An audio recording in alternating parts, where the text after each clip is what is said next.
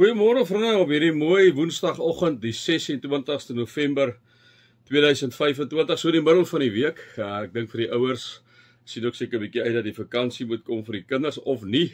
Ek weet nie, miskien sien nou nie uit nie, want dan is die kinders die hele tyd daar, maar ou sien tog wel 'n bietjie uit dit so 'n bietjie vir 'n bietjie meer 'n rustigheid dat hy nie moet rond te ry. Sies tog en al hierdie ander goedes hoef te doen nie, né? So mag dit vir julle sommer 'n lekker woensdag wees. Ons raak net so vir 'n wyle stil.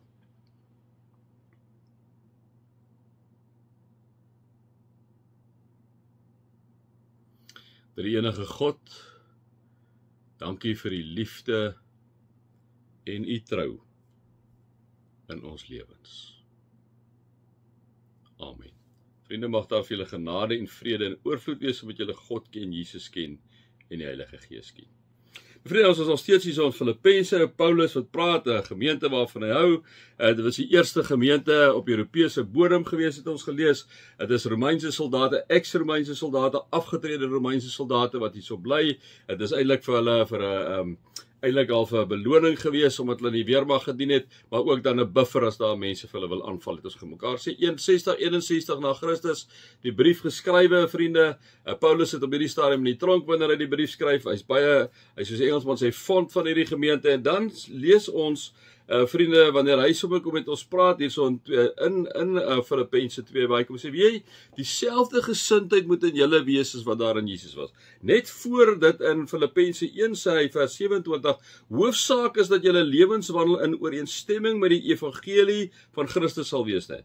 Dan kom sê hy in vers 5 en 2, want dieselfde gesindheid moet in julle wees wat daar in Jesus is, né? Jesus het hom verneder om 'n slaaf te word, verder verneder om 'n mens te word, verder verneder om gekruisig te word, vriende. Dit vir ons. En dan kom sê Paulus, dan praat hy met hierdie mense, onthou hulle is omring deur 'n klomp heidene, vriende, hulle het nou die gemeentetjie hier so in Filippi, nou kom sê hy vir hulle, my geliefdes, julle was altyd gehoorsaam as ek daar is, maar julle moet ook te gehoorsaam wees as ek nie daar is nie, né? En dan kom sê hy vir hulle, hoor hierso, julle moet altyd eerbied en ontzag hê. Ja, laat daar altyd by julle eerbied en ontzag wees om as verloste mense te lewe, né? Om as verloste mense te lewe. En dan gaan hy aan en kom sê, hoor hierso, die een ding wat julle moet doen alles sonder klaar praat, en die volgende ding, julle moet altyd bo alle verdenking staan. Moenie dat mense julle verdink nie. Bly opreg en onberisplike kinders van God, te midde van 'n korrupte en ontaarde geslag. Dit klink baie bekend in ons tyd ook, né? So ons moet altyd die ouens wees vir die toon aangee, waar ons is in besigheid, waar ons is in die staat, waar ons is in ons vriendekring. Liewe vriende, ons moet altyd bo verdenking staan, opreg en onberisplik, kom sê hy vir ons. En dan die volgende versie wat ek net by wil stil staan, waar hy kom sê, tree onder hulle op, dis nou onder die ontaarde en korrupte mense, tree onder hulle op, as ligdraers in die wêreld, deur die woord van die lewe uit te dra. Net daai vers. Ons visie in ons gemeente, vriende, is laat jou lig so skyn. Laat jou lig so skyn, nee. Laat jou lig so skyn in die werksplek. Laat jou lig so skyn daar in jou vriendekring. Laat jou lig so skyn daar in jou huwelik. Laat jou lig so skyn daar in die kerkgemeenskap waar jy is. Laat jou lig so skyn, ek kom sê hy vir ons moet ligdraers wees. Wat doen lig?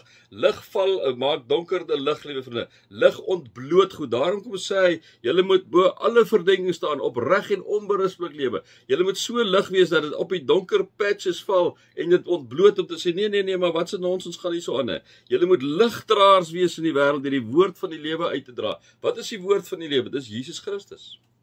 Dis Jesus Christus. So ons moet vir mense as ligdraers gaan vertel, liewe vriende, van Jesus Christus wat vir ons gesterf het aan die kruis. Jesus Christus, liewe vriende, wat nie maar net 'n profeetjie was nie, soos Mohammed nie, liewe vriende, nee, dit is die seun van die lewende God, deel van die drie enige God wat hulle ontken. Sê, God kan nie 'n seun hê nie, met al die redenasies wat daarmee gepaard gaan. As jy gaan kyk weer eens wat alles opgeteken is, liewe vriende, vir ons al hier wat se jare al, en dan kan jy kyk waar hierdie ander manne kom met al hulle ander godsdienste, dan besef jy sou regtig begin om die Nuwe Testament te lees, dan besef jy maar dit is die ware woord. Dit is eg. Dit is waar. Daarom, liewe vriende, moet ons lig uitdra. Hier's mense wat verlore gaan, wat dink hulle gaan hemel toe. Hulle dink hulle gaan hemel toe. Hulle gaan nie. Dis die sad gedeelte daarvan. Jesus sê ek is die weg, ek is die waarheid, ek is die lewe. Niemand kom na die Vader behalwe deur my nie. Daar's nie nog 'n openbaring daarna nie, vriende. Dis nonsens. Daar's nie nog 'n openbaring nie.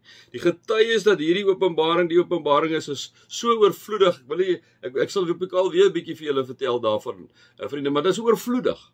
Dis oorvloedig. In terme van die ander ouens se bewyse van dat daar openbaring was, nie so friskie gegaan om tot niks aan nie, nê. So daarom, dit is die openbaring, dit is die finale openbaring wat God kom gee het in Christus. Dat wanneer ek en jy in hom glo, ons die ewige lewe sal hê. En liewe vriende, daarvoor moet ons ligdraers wees. Daar moet ons die woord gaan uitlewe in die wêreld. En ons sal dit met liefde moet doen. Ek en jy gaan mense nie baie keer oortuig nie, maar wanneer iemand vir jou vra, vriende, dan moet jy kennis hê, dan moet jy 'n bietjie die Bybel bestudeer het, bietjie gaan kyk wat daar sou staan. Gaan lees maar net die evangelies. As jy nie al die evangelies lees Markus ten minste. Lees Markus, sorg dat jy Markus goed ken. Sorg dat jy Markus goed ken. As jy nog een wil ken, liewe vriende, gaan lees Handelinge van alle Paulus se sendingreis en goed. En dan kom die briewe van Paulus natuurlik. Maar sorg dat jy daai twee goed ken. En wanneer jy met iemand praat, getuig oor, moenie probeer oortuig nie, getuig daarvan. Niemand kan jou getuienis afvat nie, né?